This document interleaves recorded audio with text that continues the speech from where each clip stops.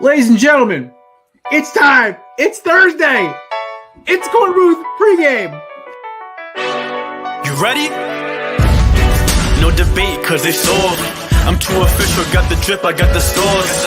Bring the proof when it's time to tell the truth. I'll be at the corner booth, find me in the corner booth, yeah. Still standing and defiant.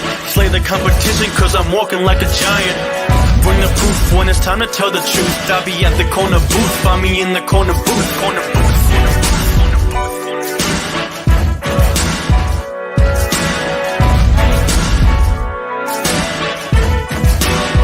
I see myself. Kate, I feel like I have not officially said this. I've tiptoed around it. Kate, will you marry me? Do I have to answer now? Or No, you have time. You can think about it. You can think about a way to say no without hurting my feelings if you want.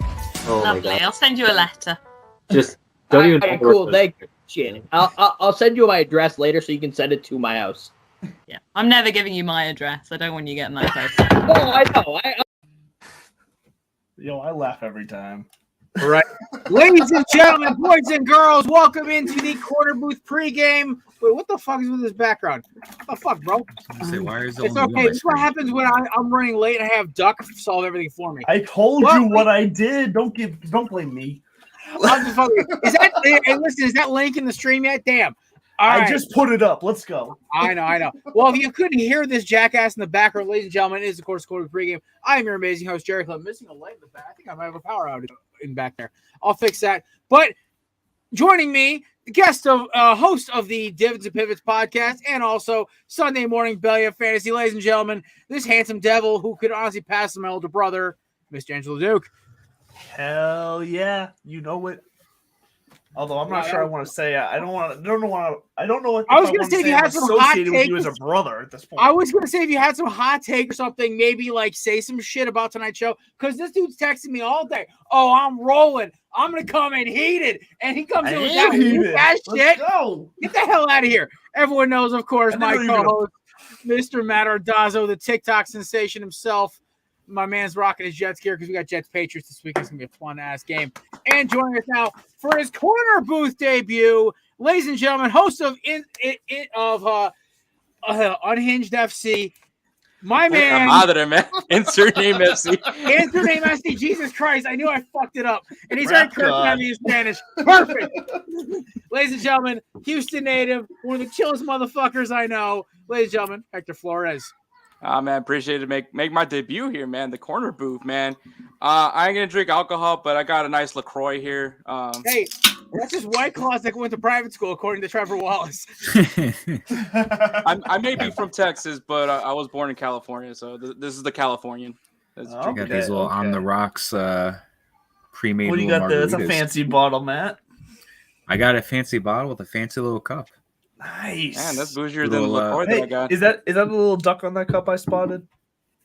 It is a little duck on the It cup. is a little duck. Okay. Oh, God damn it. Now he's not going to shut up about it.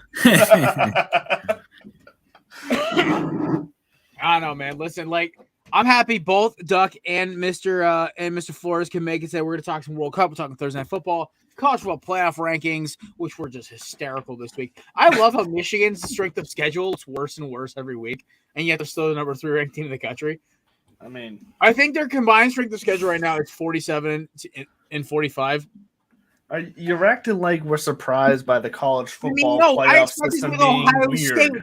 You mean to tell me you could be biased in this? Yeah. Oh my God. But the worst part about this is college football is such a clusterfuck. You know, everyone talks about how corrupt FIFA is. College football gets a little sketchy like that because the BCS was fucking stupid, and I'm starting to miss it sometimes of how these rankings come out.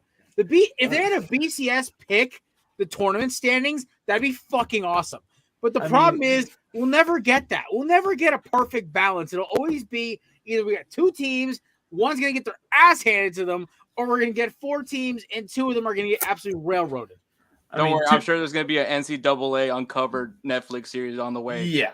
And to be fair, when you have the president of FIFA coming out a week before the World Cup saying, we shouldn't have given it to Qatar, I mean, it's Gee. I'm sure pretty low. I'm sure his bank account definitely regrets it. Yeah, it's pretty low for FIFA right now. So,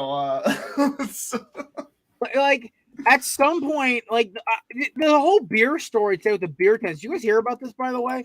I haven't heard about the beer tents, but I've seen the fan village accommodations, and they're fucking laughable. For a country that boasts about having so much fucking oil money, you think they'd actually give a fuck about the accommodations for their fans? What do you mean? They don't even pay their migrant Wait, workers. did somebody say oil? Somebody start playing Fortunate Son. We're going in. This might so away from the play might be good, but this might be one of the worst World Cups ever as far as a fan experience goes. It really definitely, definitely, man. This is gonna be bad. Yeah, I mean, it's gonna be the main storyline. That too, and it's just the fact that they had to move the World Cup to now. Like this is normally done in the summer. Yeah. So I'm actually kind of digging this timing right now, though. It's kind of cool right before Christmas. It's kind of a nice in the holiday season. I don't mind the timing because on Thanksgiving I now have World Cup soccer, I have Patriots football, and I have Thanksgiving football. It's going to be a college beautiful football, baby. It's going to be a beautiful Thanksgiving. Yeah, it's nonstop football. Is this what's going to happen? Exactly, football. Whatever language you fucking speak, it's football. Length of my soccer knowledge, I was trying to place a bet that Italy would win the World Cup being a 10. What? I couldn't figure. Hey man, I think they can do it. I really do. I couldn't figure out why I couldn't get it, and I realized are plus 15,000. I'm taking them odds. I couldn't figure out why I couldn't place the bet, and I realized that they didn't qualify. Yeah. They didn't qualify? I don't think they qualified. I work with a guy who's a huge soccer fan. He's from Italy and everything. How did Wales get in, but Italy? Hey man, it could happen, man. They have in the U.S., but I just assume that you know what? We should just do no rules in Qatar and just have the Italians coming in with a briefcase for like money in the bank. Matt, I got you. Go bet on Ukraine to win. I heard Argentina was a bargain bet for that. Well, look, Argentina has a legitimate shot to win this year. Well, they legitimately do. There's so many stories about how they may try to like kick Iran out and put Ukraine in. I'm like, great. They're adding more clusterfucks to the United States group. This is perfect. If they took Iran out and put in Ukraine, that would absolutely change the fabric of the World Cup for years to come. Like that's a massive mistake. You can't just change the rules. Yeah, I mean, you have so many countries now complaining about how they didn't get into the World Cup. Exactly. Egypt being another one. That. We should just take the entire belly up staff and form a team and enter it and just represent like Antarctica.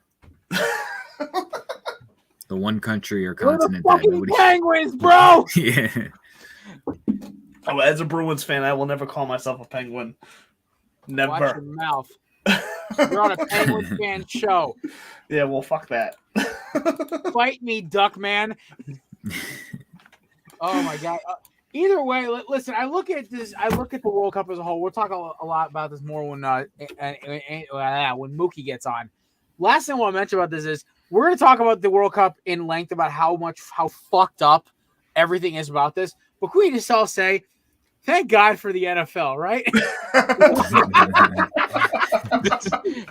There's no corruption at all over there. Yeah, never. Listen, my Eagles had to have 5 blown calls, a couple of face masks, a busted Dallas Goedert shoulder, 3 freak turnovers, and Taylor Heineke talking about Zins on McAfee's show just to lose. The NFL did not want them running the table, and I'm okay with it. Well, you know what? Losing to the Commanders just makes perfect sense in the division. I'll take that.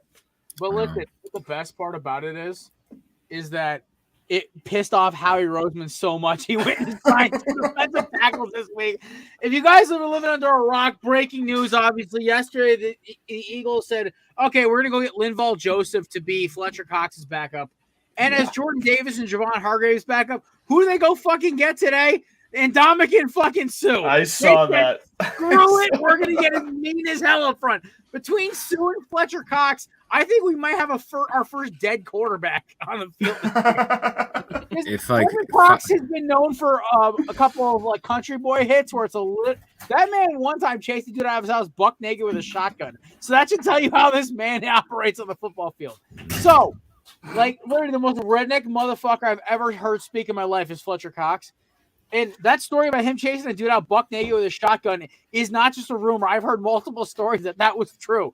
So what makes this even better is that we are now talking about these two line up next to each other on the field. Madden 15 called. Their top 3 defensive tackles are all in the same field now. Dude, 3 or 4 years ago, if you told me that they were going to be signed to 1-year deals as backups, I would have been like, you're crazy. Yeah. So it's just the fact that you got them on the same team and they're not even going to be starting. I just love that Howie Roseman was like, we just lost to a guy named Taylor Heineke who was in the XFL. We're going to go get every fucking best defensive tackle free agent out there. What's really cute, though, is that the fact that Eagles fans still think they can win the Super Bowl. You want to fight? What? We roll into Gillette City and we'll stomp you by 40. Oh, I'm not saying the Patriots can win the Super Bowl. They're first off my list if you had to ask me. Okay, I'm going to be dead ass with you. There's only 2 teams I actually am afraid of. Okay, who are they? It's the 2 best teams in the AFC. I want to know who they are. It's the Bills and it's the fucking Chiefs. Besides that, every other team I would take us over, or at least on a coin flip take us. Because the Vikings don't care us. We took the Vikings on in prime time, which is when we're going to play them if we have to play them again, and we kicked their teeth in. Darius Slay locked up Justin Jefferson like an episode of what's that prison show from fucking HBO back in the day? Oz. It looked like an episode of Oz. He was locked up like it was Oz. Okay. Second of all, you had Kirk Cousins throwing interceptions like he was the colorblind, looking at the wrong team. So look, I do believe the Vikings are the fakest 8-1 team I've ever seen in my life. Honestly, I do. Do I think they're bad? No, but do I think they deserve to be 8-1? No. I would have said, do you think it would have been different if Josh Allen was completely healthy with his elbow? If that game would have been a little differently, but he played his ass off too. It's just he's just still making stupid decisions with his passes. Exactly. He didn't look hindered by that elbow at all, which was a surprise to me because I said on the Sunday morning show, I said this is a risk by the Bills to play Josh Allen because that UCL injury, all it's going to take is one good hit, and he's going to be out for the rest of the year. And with their bye week coming up, it made no sense for me to play him in that game because I think they could have beaten the Vikings without him, and they still lost regardless. So even more so to my point, like I just think playing Josh Allen there was reckless. Yeah, and Jared and I just spent that entire Monday show talking about a Case Keenum revenge game too. Well, exactly. We're so excited about it. And he has a connection with Stephon Diggs. It made perfect sense to just sit Josh Allen. Let him get healthy. Give him the 2 weeks. He's going to come back, and he's going to, it preserves the Bills' season.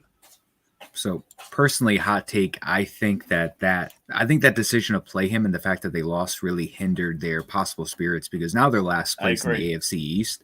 And also, like, I know it's the Browns, but you're going to be playing in Ford Field in Detroit. You don't have any home field advantage.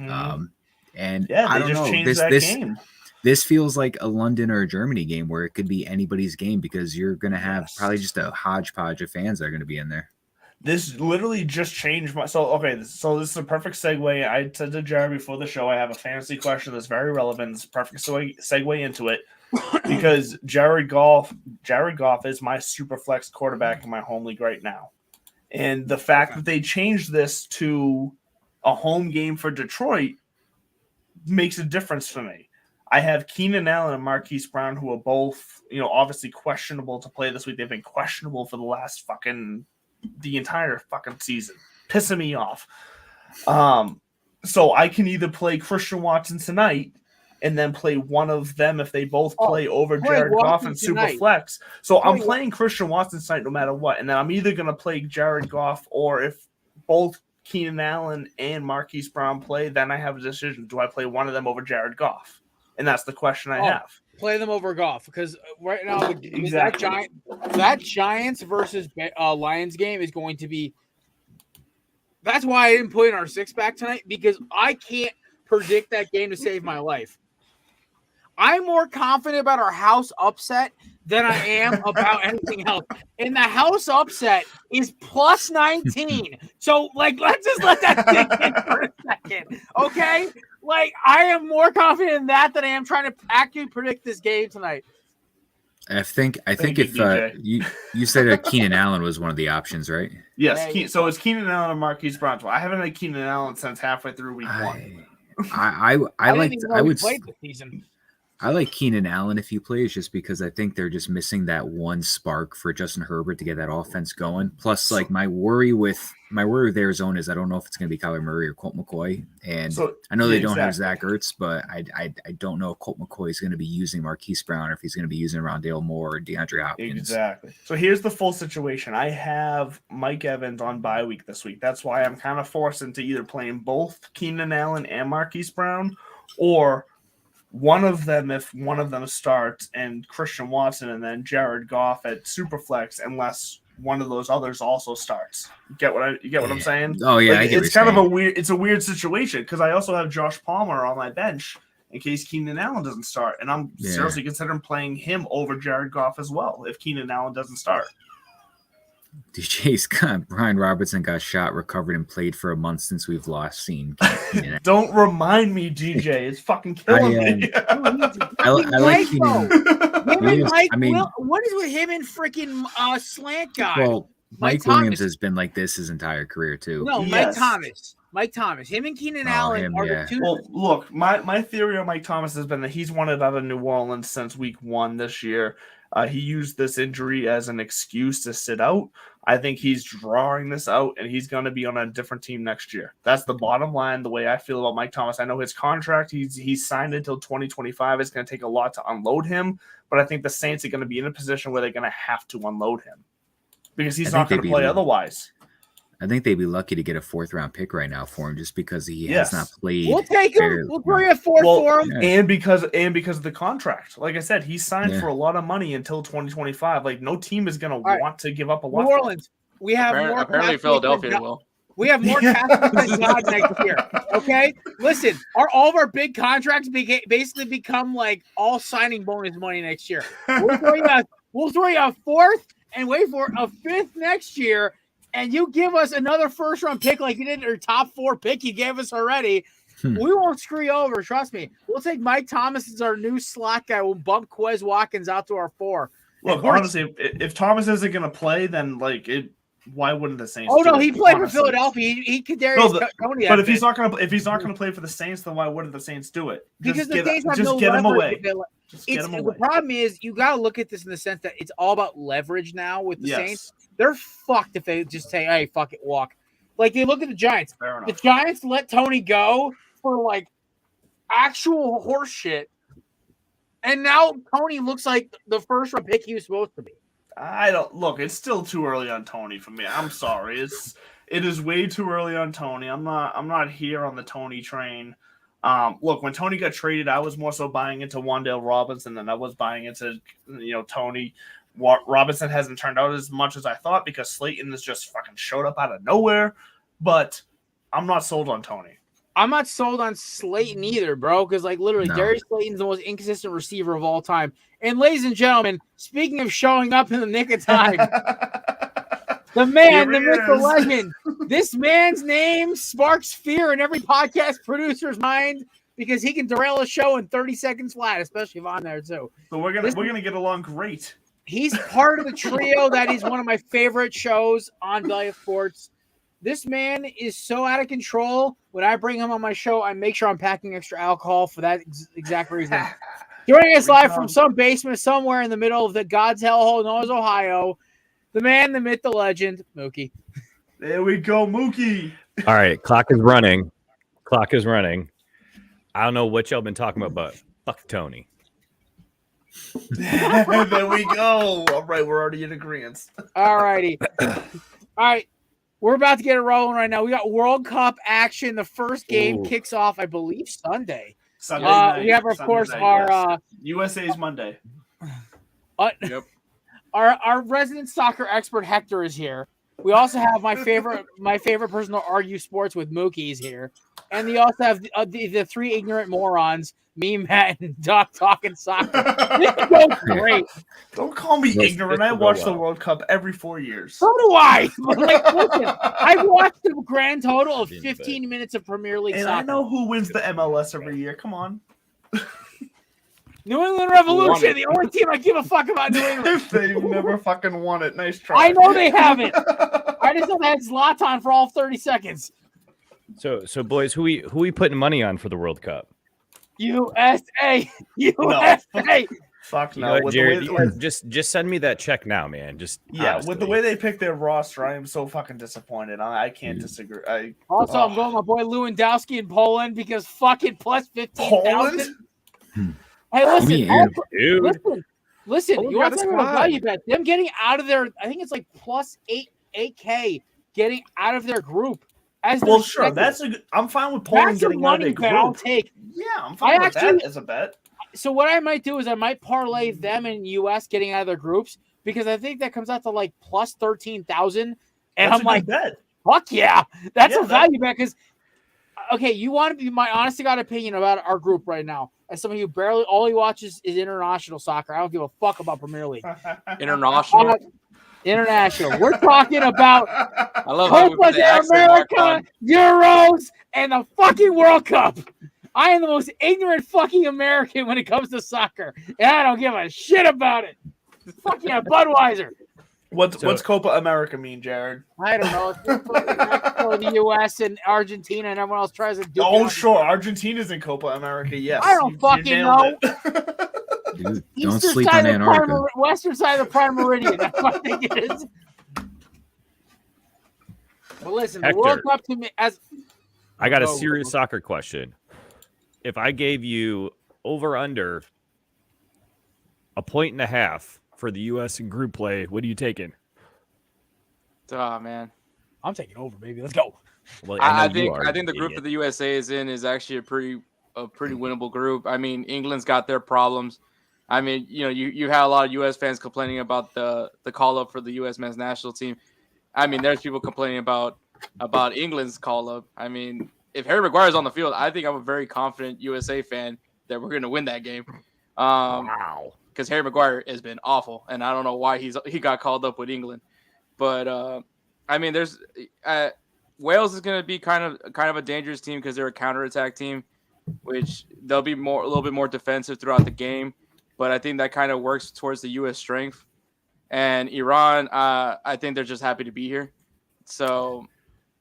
Yeah, I think this is actually a pretty winnable group for the U.S. I don't think they're going to win the group. I mean, you still got to deal with England, but I think USA has a good chance of getting out of this group. I still haven't heard an actual answer, though. Very well done, my friend. Don't actually commit to anything. Don't put anything down on paper. No hard facts. But I asked you, over under 2.5 points. What are you taking for the men? The U.S. men, do they get more than 2.5? Yeah, I think they will. Okay, all right. I'm taking the yes on that too. I actually think USA upsets England to win the group. My biggest thing is I think the U.S. and England. The problem is the U.S. has always had bigger guys. That was always what I remember was like the Jermaine Jones days when this dude would literally throw defenders around like they were rock. A little bit of different days for USA soccer. I know. Listen, we got Pulisic, who is honestly, I've never seen a better American soccer player since like the days of my boy Dempsey. Fair enough. That's He's like also basically 5'9". I know. Hey, you said about short kings, bro. We got Mookie here. Bitch, I'm 6'1". I don't know what you're talking about. I know. He's taller than me. Fuck. I'm not like those bald, short dudes that do a Tuesday night show over here. Wait, Mookie. I need to ask that thing. So I know. I got about an inch on Mike because he told me he's 5'10", but I'm 5'10". I'm 5'11". Matt's about 6 on the nose. So I'm the shortest fucker here. Okay. Matt's about 6. I don't know about that one. Matt's about 6'3" with that little floof on his hair. Yeah, I was gonna say if you count the little floof, I'm about 6 feet. Oh, you count. I was gonna say 6'4", but I mean, listen, it depends on how much product you put in the morning. I don't know where you got those 4 inches. Quack, motherfucker. Anyways. All right. I'm at a staturing 5'6", so there you go. But you can dunk, I hear. Is that true? I have a pair of dunks. So Mookie, I asked Hector earlier. Mook, how tall is Scott? I need to know this. He is Berlin size or smaller. I don't know specifically, but they're working in the same ballpark, if you will. Okay, so the only person who has height on me in that entire show is you, because I know Caesar's got to be about 5'2" the way he bets. Yeah, probably true. Yeah, but he may be 5'2" tall, but he's 4 inches around. Think about that. There we go. Yo, Mike chimed in. Scott's 4'7". Hit him with a 4'7". I just know Scott. Listen, he said those two balding motherfuckers, and I'm like, those two balding motherfuckers. Actually, no. Oh my kid, Mookie's got better attendance record than he's actually the best out of all of them. I've had Scott on 3 times. I've had Mookie on 5 times. I've had Mike on once. And that entire show, Kevin just started making fun of Samir. And they started yelling at each other. Oh yeah, I heard about that one. Oh my god! Listen, if it wasn't for Samir just basically being dead to me now, I would replay that show. But it's no wonder why Samir's not here anymore. Well, basically, he pissed me the fuck off, and I told him to get fucking lost. I know we did. I don't want to rehash. I think. Wait, Duck, weren't you on that show when he was doing that shit? I think so was Mookie. I was. Hey, Mookie, though, I had the same question I have for you. That I had for Hector. He brought it back. The dumbest stat in baseball. So Mookie, what are your feelings on all this shit about the fake fans in Qatar? It's so weird because you really can't tell. Like, I don't know. I don't know what to make of it. I mean, how sure are we that those guys are Mexican? Well, it's so fucking weird because like I want to say like yeah they look like Middle Eastern, but then I'm like it's fucking they could just be anybody. But then you look at the accommodations that like this feels like it could be the worst World Cup ever for a fan experience. I'm gonna go out on a limb here and maybe go with what got me banned from Truth Social being this conspiratorial with this take, but I'm pretty sure after this tournament is over, Zuckerberg is going to come out and be like, see, folks, the metaverse is the shit because all of that was fake. Like, none of this is fucking real. This just gets crazier and crazier as we go. It's so fucking weird. I remember back, like, I guess it was 2.5 years ago when they first said that they were going to have air conditioning in the stadiums because of the heat. And I was like, one, they're going to figure out something else to fix this instead of that. They're just gonna mount fucking fans all over the place. Two, they've actually done it. They've gone through with it, and they've built air conditioning into the ground level of the stadium. And 3, they moved it to fucking November, and it's still so hot they have to air condition the stadium. So, like, I don't think anything of this tournament is actually real. Candidly, there is a part of me that hopes that the football absolutely blows. That it's a disgrace, that it's a terrible tournament, so that maybe we see some change. But dude, FIFA is so corrupt that it's gotten to be a problem, not because they're corrupt, but because they've become so corrupt it's not funny anymore, and they're actually fucking with the game. Like, well, when have we ever seen the president come out a week before the World Cup and say, "Oh, we fucked up"? Like, I mean, that's absolutely insane that happened. And it's the dude that made tens of millions of dollars off of fucking up. And he's probably the most corrupt guy in FIFA. Like, yeah. So, and the only saving grace, again, I think in all of this is that Fox has the broadcast, so they have to deal with all of this shit. And so, like, I kind of relish that because, I put my hours in there. I spent my time and now I get to just laugh as they're stuck holding the bag on this piece of shit. Because, dude, between the amount of stuff Cutter's not going to let them show, all of the people coming out and talking about the human rights violations, the bribery, the scandals, everything else. And candidly, I also don't know that the soccer is going to be all that good. I don't. These guys have been with their club teams for so long.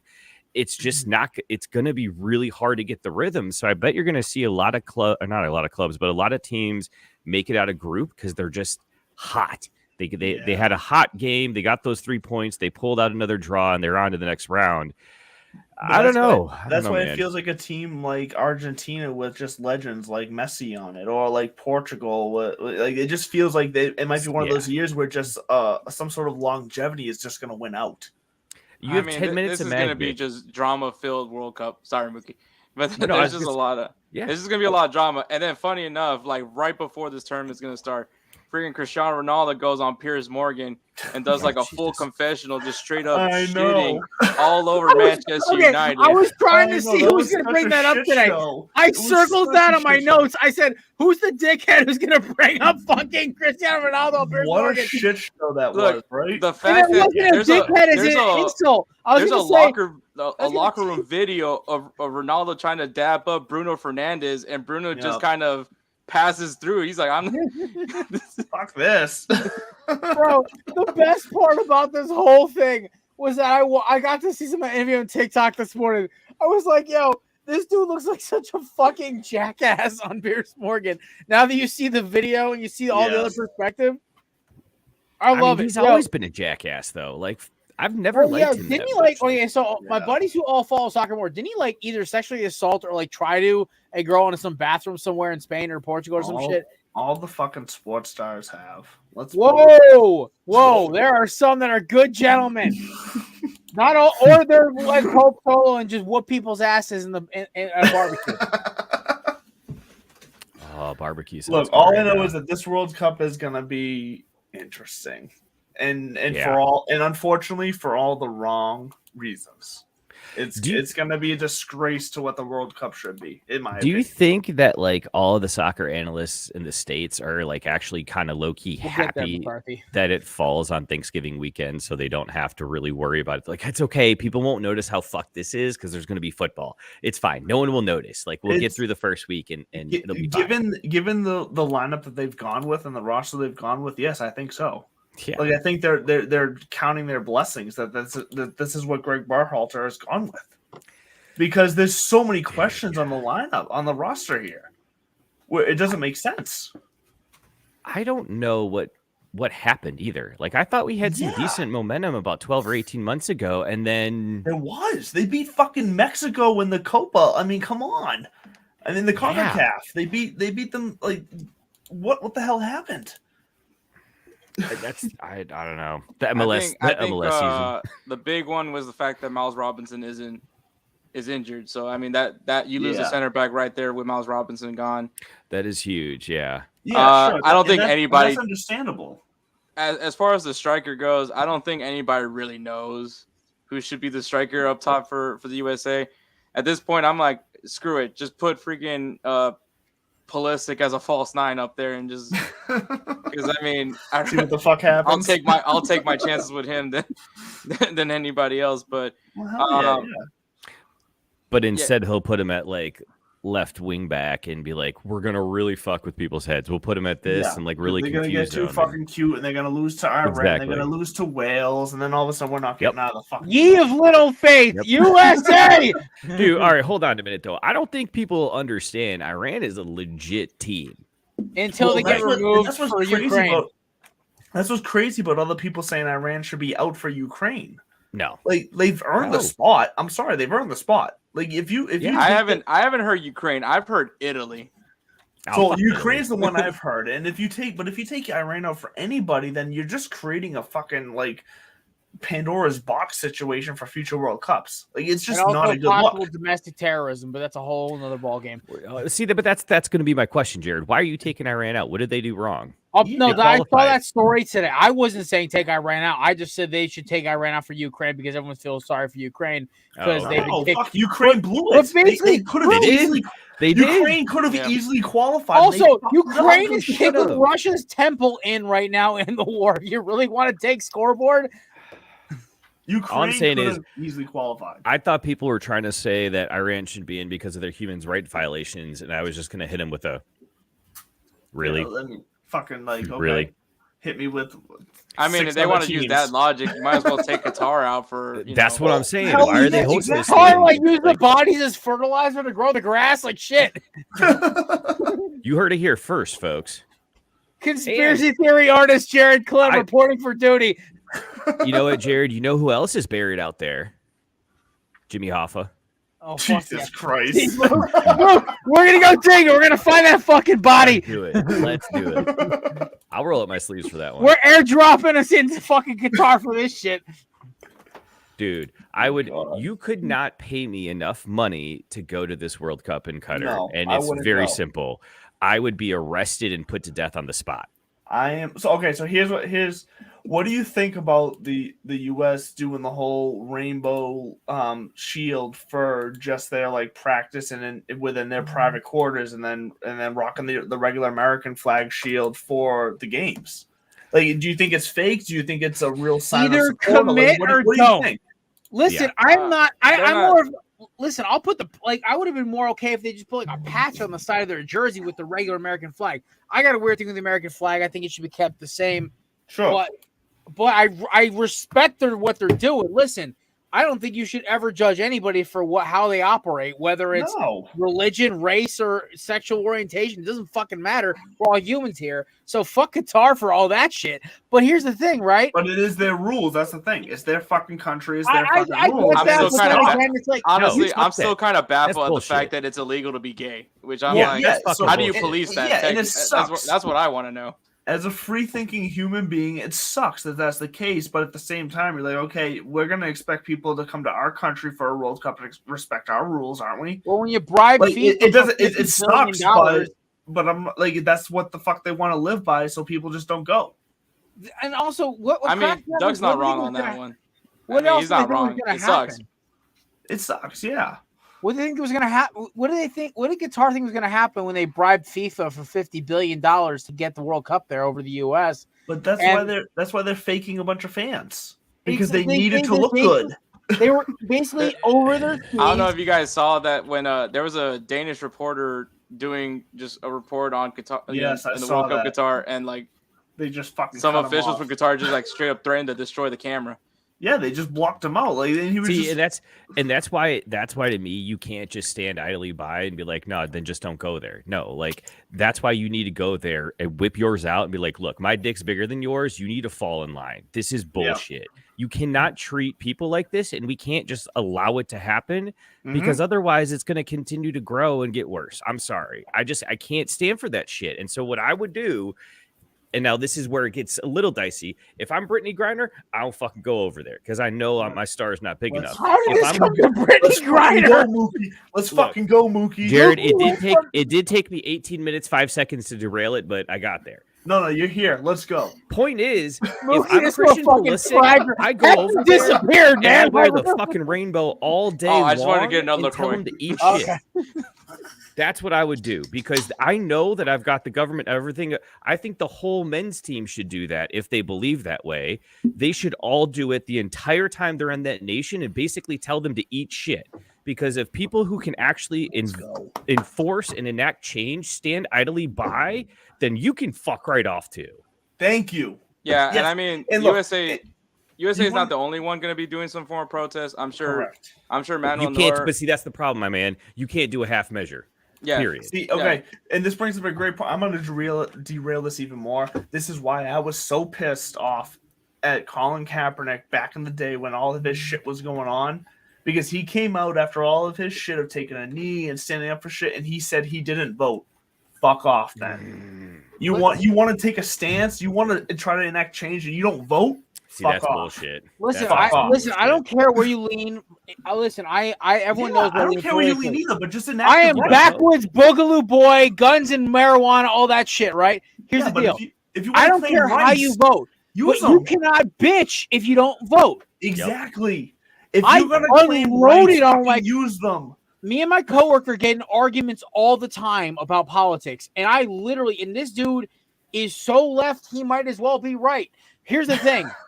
I scream at him about politics in the yard sometimes, and he says, "Yeah, I didn't vote." I said, "Go fuck yourself." He goes, "What?" Yeah, I'm like, "Exactly. No, you cannot talk politics if you don't vote." They let people who literally came in the country yesterday go vote. You have no right to bitch. Then shut up. Exactly.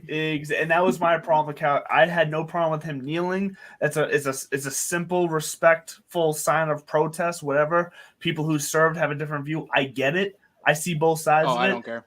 But if you're going to go ahead and do that and then not enact change in a way that's actually going to cause change, then fuck the fuck off. Yeah, I don't get that. My biggest thing with this has always been, listen, if you are going to state an opinion, you better back that shit up by going to vote and doing your research. Because if you're just going to start spewing bullshit, you are the problem, not the solution.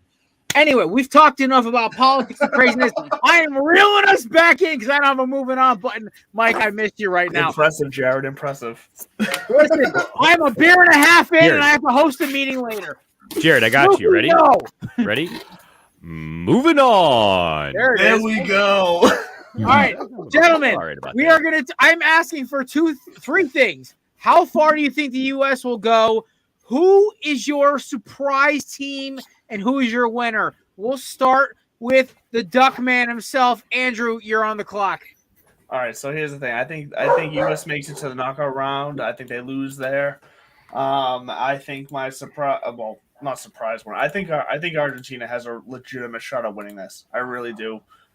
So I'm here for the Messi last stand here. I'm here for Messi for that. So Argentina to win, U.S. to not make it past the round of the knockout round.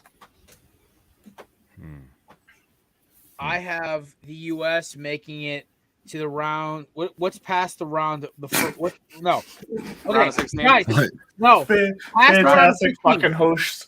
Round of 16. I think it's the round of 8. I think the round of 8. Quarterfinals. Round of 8. The U.S. is going to make a run. They're my team that's going to they're my team that's going to get a lot of people like, oh fuck. They're not going to win the damn thing, but they're going to be like, oh shit, like this is going to be actually like everyone's going to be a little like, okay, are they like what was it the Netherlands a couple years ago, and it was like the team that was fucking everyone over. Well, the Netherlands are always a legitimate team, so obviously is an understatement. They were my sleeper team to win. I actually bet like $5 on them to win the damn thing because I said fuck it. But my pick is Spain. They won, I believe 2 World Cups ago. They won. Ew. They've always kind of had that fuck France. I mean, Jared, at the same time, I'd be with you with Spain, but the only problem is they didn't bring their top goalkeeper to the World Cup. Exactly. I know. I saw that because I went and bet on them, and I went and looked at it afterward. I was like, shit, I can't bet on Brazil because I'd be a hypocrite. I gave my coworker who's from Brazil so much shit this morning about how they do a Reggie Miller every time they get into the World Cup. They do. I know they do. They lose to a bunch of abusive white men. It's colonization all over again. Here we go. Okay. And you took us away from politics just to bring us you back. did. I had to make one joke. Right back. Typical Jared. Yeah. So, what were you saying, DJ? Yeah. Rethink that thought. All right. My winner right now is I have Spain winning the damn thing. My sleeper team is the U.S. to cause some fucking havoc, and I have them making it to the round of 8.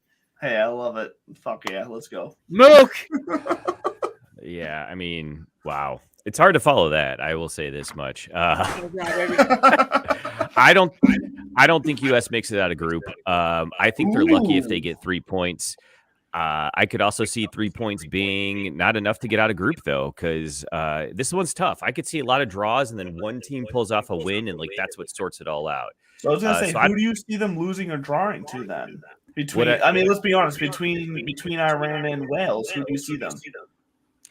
Honestly, I see them getting a draw across the board, and then Okay. And then England beats Iran, and Wales somehow beats us in the tiebreaker.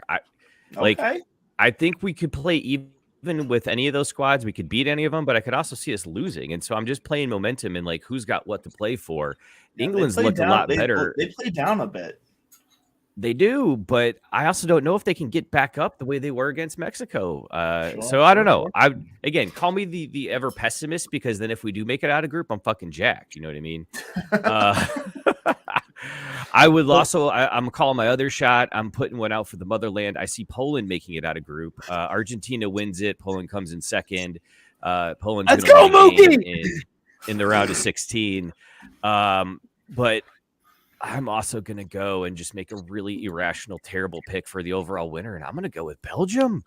Ooh, okay. I did say Belgium before, and everyone was like, "No, it's good." If Belgium got there, I'd be cheering for them. As a fan, I would be cheering. I mean, Belgium has somehow maintained the #1 spot in the FIFA rankings for quite some time. So and they've got quality. They're not flashy, but they don't have a lot of negative. Like I don't know. This is also the end of their golden generation. This is the last. It is, and that's why I think they're going to be extra motivated. They're gonna leave it all in that field. Because those guys don't give a fuck about club. They've made their money. They're playing for country. You know what I mean? They led me to a lot of winning picks 4 years ago, so I can get behind a Belgium win. I'd be there. It's not crazy. No, it's a long shot, but it's not crazy. It's not crazy. Do I in my heart of hearts think that they're gonna be there? No, I don't. No. But I'm cheering for it. I'm there with you. Here's what it is. It's the perfect World Cup pick because they can go far. You can be invested. If they don't win, though, it doesn't end your world because it's like Brazil losing at home. Yeah, exactly. It's not that, but it's also not completely insane like picking Canada. Well, yeah, exactly. Yes, Belgium's pretty safe to get out of the group stage at least. Right. So you pick them, and you should be pretty good on your picks. Right. Weird shit happens at the World Cup too, man. It really does. All you got to do is be hot for like 2 weeks. When these fans are fucking like, I don't know, fake and weird, like anything's gonna happen in those stadiums. It's gonna be a really weird situation. It is the vibe. It's gonna be very weird. Because so many World Cups are dependent on the fans and the vibe and the atmosphere. Like, in this year, I feel like it's going to be very lacking. Well, especially when you consider, again, a lot of these guys are coming off playing in Europe and other places where they've got massive crowds and stadiums. And it's probably even going to be weird for an MLS player to go from playing our dinky, rinky-dink ass stadiums to play in this weird, fake fan-infested aquarium. Fishbowl. That's the word I was looking for. Fishbowl, yes. I know what you meant. My man, Andrew, which, by the way, throw me the fuck off when Jared said it because that's what everyone at work calls me because I keep the personas very separate. And so he's like, so, Andrew, what's your pick? I was like, shit. Well, you know what? Just call me Duck. Just call me Duck. Just call you Duck? I am Mr. Mallard, and on the show, I am the Duck. So I am the real Mr. Mallard. All right. My co-host, Matt, you've been quiet. Who you got in this World Cup? How far the U.S. going? Who's your surprise team? All right, so we got. I'm just gonna start it right off. USA has no shot. Ye of little faith. I'm running this shit like guitar. I silent speech. I'll be giving it to Argentina. And listen, don't sleep on Antarctica. They're coming for it, the title this year. I like it. Yeah, that's my knowledge. Don't sleep on Italy either, man. Yeah, don't sleep on Italy. Me trying to place a bet on a team that didn't qualify, so don't sleep on Italy. I think Duck died, so. Look, Matt, if you're going to do that, if you're going to put money on Italy and Antarctica, just do the smart thing, as you know, and parlay them. Oh, yeah. Because if you parlay both teams, you can't lose. Well, here's the thing. Is like, just remember, as long as you bet against Caesar, you're instantly guaranteed to win money. That's also very true. Yes. So, Mook, I texted Mike this. I bet Tulane to lose, Texas to lose, and Dallas to lose. I won like $20 on like $4 of bets. I was fucking high. I like it. I call it the Caesar parlay. I was losing it. Please tell it to God. Well, you have to have like the email confirmation or something, right? I have all the money lines. I have it on my DraftKings app. Okay, I need you to like tweet that at him just to rub it in a little bit more. I love it. The worst part is I gambled it all away, and the Eagles losing the fucking Commanders on Monday. So, that one hurt, man. It's okay. Listen, the Eagles are now a lot more dangerous when they fucking lose games. I put Duck back in the chat to say, Jesus. Also, by the way, a quick update. My boy, I miss you, Paul Goldschmidt. He won NL MVP. Well deserved. My boy. And Aaron Judge will probably not, after the Yankees and Mets are both up on collusion charges, are both in. He won AL MVP. No fucking shit. That's like the biggest no shit of all time. Oh, Hector, by the way, congratulations to your Astros for legitimately winning their first World Series. Legitimately, okay. Well, that's fair. Listen, no. Listen, I didn't care about 2017 because they did God's work and sent the fucking Dodgers home crying. That's all I cared about. I do have one question for the Houston fan. How does Houston win the World Series, but they only offer the GM a 1-year deal? No, that's not shade. I'm just generally curious. Yeah, I mean, yeah, I was baffled by that too. Jim Crane's a cheap man. That's all I gotta say as an owner of a team. I saw that and I was like, this team.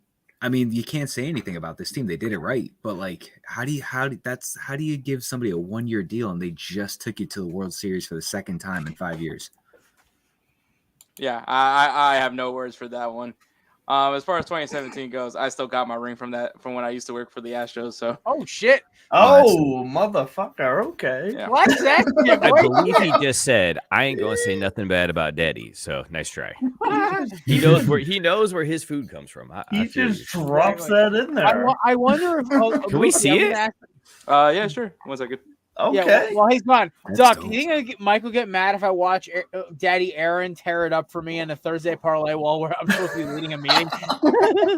Do you think he will notice? I don't think He will. notice. Oh shit! Look Dude, at that. Jared, give him the one shot. Although I will say Mike is pretty in tune. You got my last name on it? There's the No, ring. no, it won't be Mike who will yell at me. It'll be Blaine. that I'll is get him text gorgeous. me. Yeah. How do you not sleep with that at night every single night? You just cuddle it. Because I might punch myself in the face.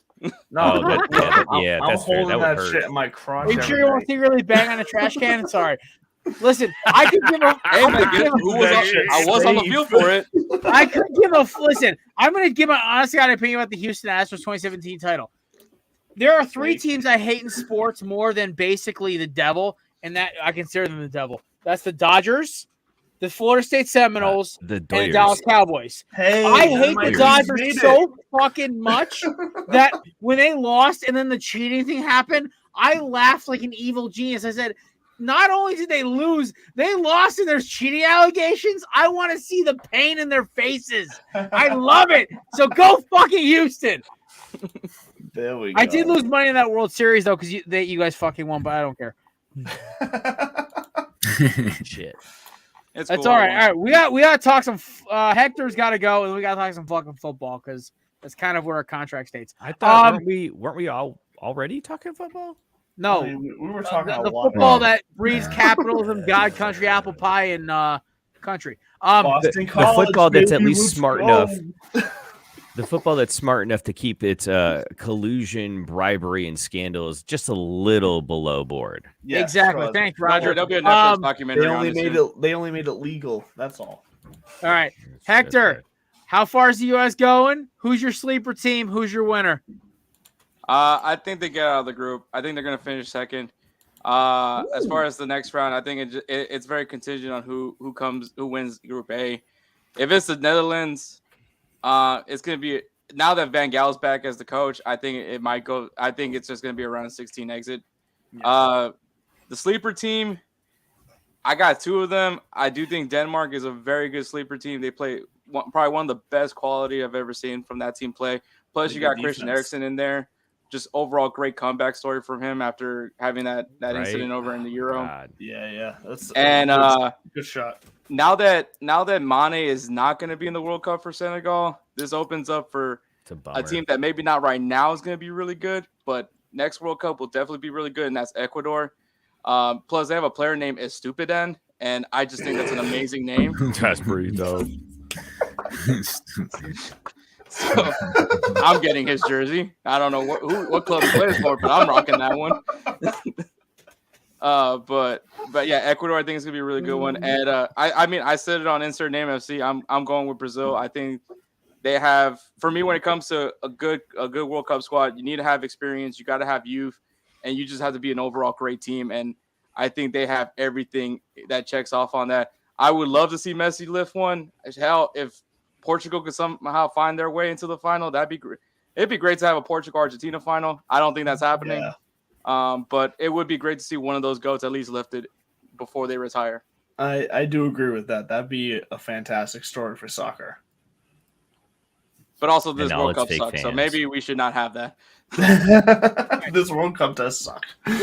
Listen, not only are we going to make sure we bring Hector back, also talk more, because Hector, I literally told you last night on our phone call, I want to bring you back as much as possible for this World Cup. 1, because I love talking to you. 2, it's because we need some soccer education in this fucking heathen-ass podcast. And as much as I love bringing Mookie on, the chaos to information ratio is a little dicey. But listen, I mean, if you have Hector on more, I'll actually watch your show. Hey, now.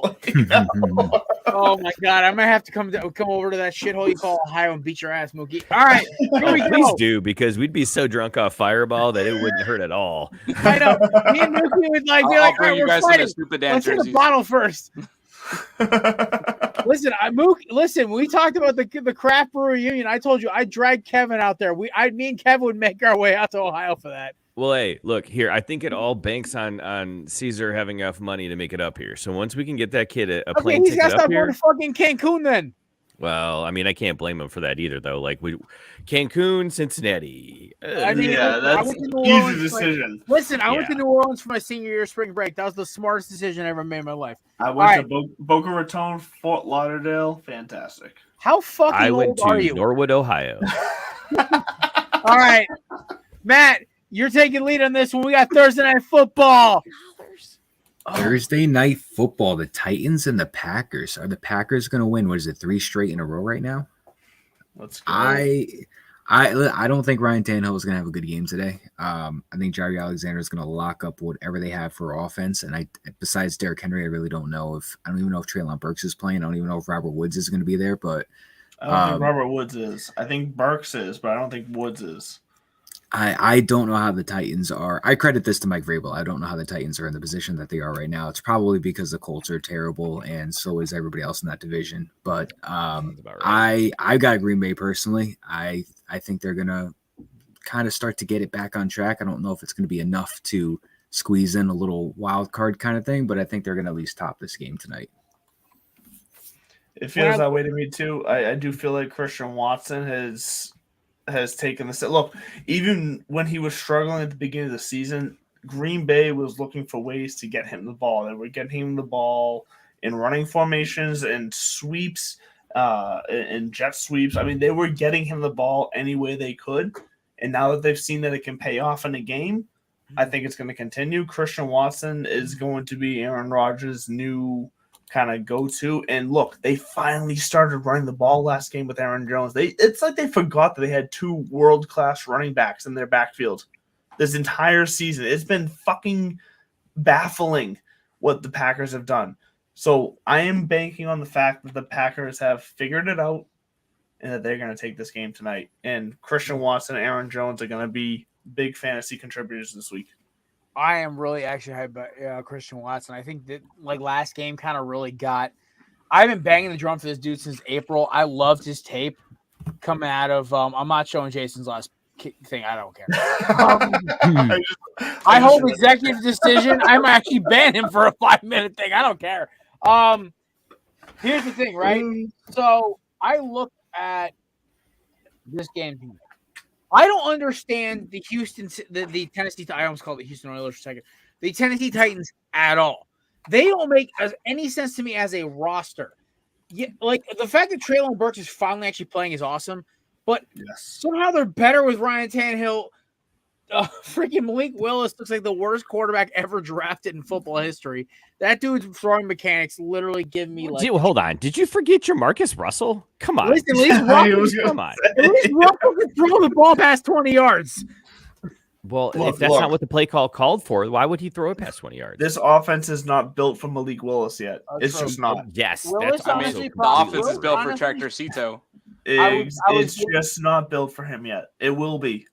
I was joking in the sense that he was, I don't know. Everything about this team just makes me laugh. They literally rely on Derrick Henry for everything. They signed they go grab Bobby Trees. As they should right now. Barely played. As they should. Bobby Trees has barely played. Anybody who doesn't know who Bobby Trees is? Robert Woods. Yes. Yeah. Bobby Trees. I like that. I was waiting. How long did you come up with that one? He's been. How long did it take me to figure out what he was saying? Is the better question. Dumbass over here. All right. Either way, what I'll say about this Titans team is that they win games they shouldn't. They don't win games they should. They should win this game tonight, which means they won't. So Green Bay Packers are going to win this game tonight. Aaron Rodgers might actually light this weak-ass secondary up. The problem with the Titans defense is you are really relying on a lot of in between guys and Jeffrey Simmons to make plays. Mm-hmm. And the really big problem is that I don't see any way they're gonna if the Packers can get the ball moving, they get a deep shot to Lazard or Watson early. What are they gonna have to throw the ball the entire game and take Henry out of the game? It's really becomes a real problem. They got to put Hilliard in or that other backup running back they have, and it really becomes an issue. The only way Tennessee wins is that they get out in front early, they control clock, run the football, and they get after Tannehill. And it's Rodgers, which means they're going to have to blitz the shit out of them. So, honestly, to me, it's a no-brainer. I got Green Bay tonight. Yep, I do too. It feels like a Green Bay win. I don't believe in Tennessee at all. Derrick Henry, yes. Derrick Henry is a fucking beast, but Ryan Tannehill is just not. And Robert Woods is just not. Traylon Burks is, we'll see. Traylon Burks needs an actual quarterback who knows how to use them. Yo, why'd you block the porn account, man? They give you good links. Like, dude, I got so much mileage. Mook, the worst part is this is like the 5th show I've guest starred on where I've seen one of the Belly Up shows actually get porn comments in their account. I know, and yours is one of them. Yours is one of them. Like, just let them be, man. They ain't hurting nobody. One time we got a random guy from Israel comment on our thing. He was asking about Jared. There is way too much negative stigma attached to strippers. We know this, Mookie. It's in your fucking intro. I know. I actually remembered it this time, though. That's the best part. I mean, how else will I know that there's hot local singles in my area? I mean, right? Exactly. Like, we're always trying to how find hot local singles. There were single milfs ready to mingle. Like, shit. Speaking of which, Hector, I thought I heard him say that Jared said you had to leave early. So before you bounce. Do I have to leave? Wait, am I leaving early? I had nobody leaving early. Oh, perfect. Well, I'm still going to ask him anyways because I wanted to know. Top Bet will not let me parlay my group winners for the World Cup. So where can I put down action like that across the board? Sheesh, I'm not the betting guy. I think that's a Jared question. DraftKings. You gotta go across the lines. Fuck those motherfuckers. They took my money and I'm pissed about it. Not because I lost, but because all right, story time, children. Just buckle up. Evan Wilson's not to win. I was in the parking lot tailgating outside of Notre Dame Stadium in South Bend, and I decided that was the perfect time to take my phone out and try to place a bet on DraftKings because obviously there's going to be great cell coverage there. So it's like 3:00, and I'm betting on Alabama to come back and cover that one game they lost. I forget who it was. And I was like, oh, they got this. I'm taking Alabama money line. Like, this is going to be easy money. And I spent half an hour downloading and installing the DraftKings app so I could put money down on Bama to come back and win. And then I get in there. FanDuel should. Kelsey C. Coin. Man, that should be that hard to pronounce, but I'm struggling. Anyways. You're on the same fucking show as him, Mookie. What the fuck? I don't know what you're talking about. I finally download the app. I log in. I deposit money because, of course, you got to make that first deposit. I go to start betting on the game, and I'm like, what the fuck? Where's the sports book? And I find the link to the sports book, and I click it, and it's like, download this other app. And I'm like, oh, motherfucker, you got to be, all right, fine, whatever. So I download their second app because for some reason they're not integrated. I don't know why. I download the second app and I open that motherfucker up. I log in with the same login from the other one and it says, you should deposit money. And I'm like, bitch, I just gave you $25. Bring it over here, except no, you can't do that. I don't know, and I don't watch this show. I told you that earlier. I can't transfer the money from DraftKings, the daily fantasy app, into DraftKings, the sportsbook app. And so I finally signed, fine, fuck you. It's been 45 minutes. I've sobered up now. I got to go find the fireball. But fuck DraftKings for life. I will never give them another dime. DraftKings always done me good. FanDuel does actually let you transfer money back and forth because, hey, it's all going to the same place. Who gives a shit, right? See, One very better. So, like, me and Matt have had this conversation 1,000 times, right? So, like, for gambling, I've always done better on DraftKings. DraftKings has better odds on, for parlays and shit. But for fantasy and, the integration and stuff like that and keeping it the same, everything together, I do prefer FanDuel. But the thing is, every time I bet on FanDuel, they always throw up every roadblock possible. They're changing ads last minute and everything else. Also, FanDuel fucked me and my boy Jeffrey, the guy who does our intro music, on pulling out our parlays a minute early because we knew it. I think we had a 6-game parlay. Both of us knew the last game wasn't going well. Our team had I think it was I believe it was an NBA parlay. I had the Timberwolves against the Grizzlies. And I saw Towns brick a couple threes. I tried to pull my money. It kept saying it's not working. It's not working. And then the Grizzlies got the lead, and they won't let me pull my cash out. I was like, all right, fuck FanDuel. You're dead to me. I'll stick to you for fantasy. That's it. So to be fair, here in Ohio, we aren't allowed to legally bet on sports. So January 1st. I know. I'm counting. Trust me, I'm counting down to the days, and the first thing I'm going to do is take all my money out of fucking DraftKings, put it in FanDuel, and bet. Kelsey. Yeah, but it's absurd because I'm like, this is exciting. I can actually bet on these apps and understand what it's all about, and they still fucked me. All right, ladies and gentlemen, we gotta kick off the best part of the show. This is the meat of the sandwich here, because God forbid if Mookie keeps ranting, we'll never get to it. Ladies and gentlemen, brought to you by the amazing people at YeatsOfficial.com. Promo code CornerBooth for 10% off. The 6-pack is on the way. Listen, you want shades that are Jared proof? I'm not even fucking kidding. These things lasted a year in my contractor truck. I have stepped on these things with my boots. I have thrown them out a window. I literally threw them out a couch last week. I'm not kidding. Matt was witness for this. Yeah, my kids broke them. Yeah, they're not kid proof. Listen, Kevin's dog bit through them and they didn't scratch.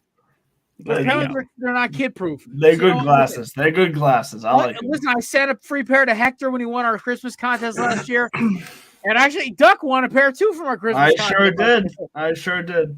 Yeah, Duck and Hector won 2 pairs last year. They're great. Oh, and by the way, folks, if you want more free gifts, next week I'm giving away a autographed football card. Am I doing this right? Yeah, there you go. A former tight end from the University of Florida. And 2 Nike gift cards valuing $25 a pop. So be sure to stop by me and Matt's official Corner Booth Thanksgiving special. It should be a good time. We're giving away $50 worth of Nike gift cards and a autographed football card of a Florida tight end to be named later. So there you go. Not Aaron Hernandez, I promise. Oh, damn, I was just going to ask that. I saw Mookie's head churning. I'm like, nope, stopping it here. All right, like that one guy, Gonzalez Hernandez. Further ado, here we go. Gentlemen, let's get ready. Let's time to crack a 6-pack. First up on the list, we're going to the passing league, aka the Pac-12. Number 7, USC taking on UCLA. Now, this game it's the Battle of Los Angeles, obviously. Both teams have high-value quarterbacks. Both teams have high-powered offenses. Both teams have offensive geniuses as a head coach. Lincoln Riley versus Chip Kelly. Give me USC here by a fucking mile. UCLA snuck in because a bunch of teams lost. This shouldn't be that hard of a pick here. I picked this game out of respect for it's the Battle of LA, and this game always gets chippy. But I got USC here. Caleb Williams has been on a tear the last couple of games, and USC is trying to get back into the Pac-12 championship game, and this is going to prove it why. Yep. There to USC beating UCLA. I'm down with that. And as you all know, I'm a BC fan, so all I have to say is BC beat NC State. Fuck off. Oh wait, Duck. Do you want to Duck? Me and Kevin are going to BC Miami next year in College Park if you want to meet us there. Hey, fuck, I'll meet you there. We'll figure it out. I'm also going to go what is with happening right now? I don't know what's happening. What is fucking happening? I don't get the Riley Cooper reference. I'm trying to figure this out. I'm going through his fucking comments right now, and it's really making me feel weird. Why are we talking about the last good white receiver the Eagles had? That's Kelsey. That's Kelsey for you. I never said he was a good person. I said he was good at fucking catching footballs. Yeah, those two things are basically mutually exclusive. I'm pretty sure. All right. I'm also taking the Trojans on this one. Listen, both teams are really similar, and just one stat to just show that is that they both have top 10 offenses. USC is tied for 4th among FBS with teams averaging 7.20 yards per play, and UCLA is right behind them with 7.18. But key to victory to me is going to be USC going with their versatile passing attack quarterback, Caleb Williams. So just give me USC over UCLA. By the way, the tight end as of name is Ben Thorpe. He played for the Tennessee Titans. So, fun fact about me: I was born in Los Angeles. I was actually born in the University of Southern California hospital. So, with that being said, I hate Fuckla. So yeah, I'm riding with the Trojans. Fuck yeah! Not only do I ride with the Trojans, the college football team, but also ride with condoms. So I was waiting. I thought Mookie was gonna drop that joke. Hector is already fitting in perfectly. I love this. It's the sunglasses, man. It does something to you.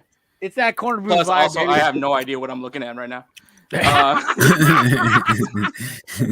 Shit. Strong shades.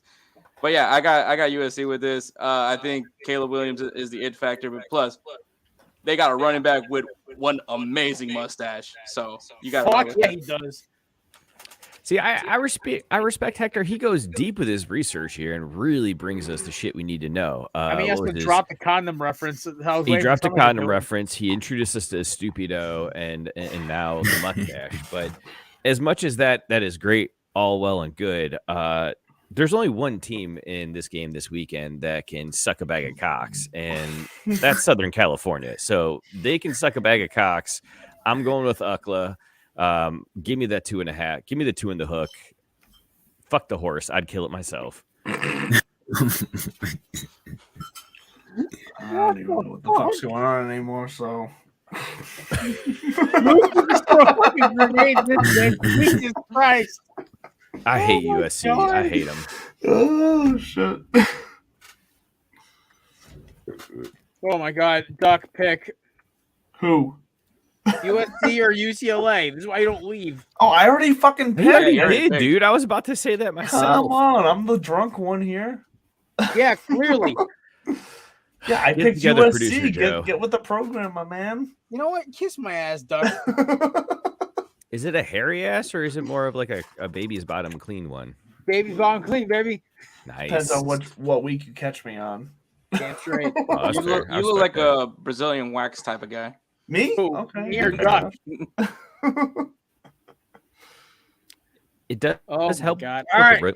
Either way. Moving on. We're trying to vamp and buy you time, bro. Like, give us the next one. Utah, Oregon, more passing league action. Utah is currently -2 in the odds right now over Oregon, who's at home, which means it's a 5-point swing, which ain't bad. Yeah. I looked at this game all weekend, and I said to myself, Oregon has been owned by Utah for the past 6 years. But Bo Nix is just shifty enough to make this game work. He's been on a fucking tear lately. I'm going with Oregon here. Listen, they're at home. The Zoo has been rocking this year. And I think Utah under Kyle Whittingham this year has been getting a little lackadaisical. They've been getting sloppy. They've been lucking out on a lot of key plays. And the biggest problem is Oregon has a lot of athletes who just they can run, they can move. I think the biggest don't bet. Yeah, Kelsey, I understand. Don't bet on Bo Nix ever. I'm doing it anyway. Give me Oregon. Give me Utah. I don't give a fuck. Well, Yeah, I don't bet on Bo Nix. I don't bet on Bo Nix. Well, first of all, fuck Bo Nix and his bum ass knee. So give me Utah because fuck Bo Nix and his We bum ass finally knee. have our first split of the day because me and Matt's picks competition is fierce. Who's getting a jersey this year? I see a Jalen Hurts jersey in my future, or me buying him a Garrett Wilson jersey. No, you're gonna make that one a Sauce Gardner one. I'm okay with that, honestly. Sauce is the dude. Sauce, that's a solid buy. Listen, either way, it's gonna be number one. So there you go. Look, I'm just going to insert myself and make my pick now. I'm taking Oregon too. I'm going with the Ducks. They're going to bounce back from last week's game. Utah, they're solid, but they're away from home in this one. I think Oregon bounces back and gets this one. Plus, I'll take points at home. For the record, Caesar bet on Utah. Oh, then I'm definitely taking Oregon. Oh, I'm making jokes because Caesar can't bet for shit. It doesn't matter. He doesn't even actually have to pick them. Just the rumor even that he might have picked Utah. I'm taking Oregon. I love how literally I did cigars for Caesar for an entire month. This motherfucker turns around and starts shitting on my Eagles after 3 weeks. And I was like, oh, we just beat your Cowboys, but it's okay. So I'm going to stop. And I just shit on him for every fucking pick. I mean, you two need to come together, though, because, like, the best team in the division is the Giants. So the enemy of my enemy. Stop. The team that literally has the refs bail them out once a week is terrible. Yo, all right. Win's a win. Listen, the Texans almost put them out. Let's be honest here. It's pretty bad. That's pretty bad. The only reason I watch the Texans at this point is because of Dameon Pierce. How about my dude Davis Longneck Mills? That boy can sling it when he needs to. To the other team. Exactly. Did you see when they made Davis Mills? It's okay, Kelsey. We still didn't blow a 14-point lead. Did you see when they made Davis Mills a female and they just put a wig on him but made his neck like 7 inches longer? I did see that actually. It was fucking hilarious. Celebration out of Busch Light. I just didn't realize what the difference in beer quality was. Holy fuck. Oh man, that's the $5 beer of MetLife. Hell yeah. Oh man. Yes, sir. Yummy. Oh man, he must have knew Oklahoma State was coming up next. It's all right. We're good. We'll keep it rolling here. I guess Duck has to. Did the Duck pick Oregon? Did the Duck pick the Ducks? Yes, the Duck picked Oregon. All right. Duck picked Utah. Duck picked Utah. Oh, that's fucked up, man. He's going fucking racist bastard. Right. Wow. Not it's okay. his own Thinking he gets his own kind? What the fuck? He would fit in Oregon, though. True. All right, everyone pick for this one. We're going to go to Oklahoma State. Bedlam in the house, baby. Dude, this game is always fucking entertaining. The fact that Oklahoma's a full touchdown favorite at home is kind of a fucking joke to me. I got the Cowboys here, and the only Cowboys I'll actually root for is Oklahoma State. Listen, me and Matt's boy Mason. He's an Oklahoma student. He's our rookie here on the show for our Tuesday and Monday recordings. But I hate doing this to him. But listen, Mike Gundy and the boys going to come out rolling, and I think Venables needs another year of getting that system adjusted. And the matter of fact, and the whole part of this is Oklahoma is, yes, they're at home, but they're playing just to get into a bowl game this month. Oklahoma State's playing to possibly get into an even better bowl game. I know the argument sounds stupid, but at this point, I trust Oklahoma State more. It's a weird. I like their weapons better. I like their coaching better. It's like if I'm a betting man, I'm taking Oklahoma State over Oklahoma. It's I just have that weird odd vibe about it. You see Kelsey's comment. He's like, Jesus, Jerry, just make a pick. Kelsey, you have been on this show 1,000 times. You know how my brain works. You know what's serious when he says Jesus with 2 E's and a Z. Well, and Kelsey's the one talking about not watching the show earlier. Like, who's he to talk? Kelsey's been on this show like 12 times, but clearly doesn't know what's going on though. I gotta be honest, man. Oklahoma given 7.5 at home. Like, if it's like 3 in the hook, maybe you could talk me into it. But that feels like a lot of points, and I just don't have any confidence in them to win big enough that number would hold up. So I feel like I'm gonna have to take OK State on the road. Yes, Mook, let's go. You're getting a touchdown plus. Like, this is going to be like a 2-3 point game here, but like Mook's taking points, but I'm taking money line. But shit, like it's still same. You put it up on the screen with the spread, so I know that's for our betting, because in Connecticut, me and Matt are from Connecticut. You can bet in Connecticut, so we try. It is what it is, man. Just at least you're not in Ohio. I mean, 30% of my income goes towards unless Kelsey's car breaks down, but that's a whole nother I hope the Kelsey Mobile's doing better. I'm sticking with the trend. I'm going with the Oklahoma State as well. Nice. Both teams are broken right now with injuries. I'm like Jared's reasoning. I'm solely going with Oklahoma State mostly because they're still playing for something bigger than what the Sooners are playing for. So I'm just taking the momentum with Oklahoma State. Fair. Hector. I'm with OK State. Plus, Gundy's we the vibe. sweeping today, boys. Clean roller today. Like, well, and the good news is I heard Caesar was thinking about taking OU. So he would never take OU. Come on, you know this. Can we just make this like a running joke between our two shows, like that? Caesar bets on. It's always the reverse. It's the stuff he calls beforehand. He bets on shit and it hits like a motherfucker, and then he tells us, like, I give the kid respect. Like he's won some bags this season, but it's only when he puts it out before the thing happens that he just is dog trash. I don't know what it is, man. It's weird.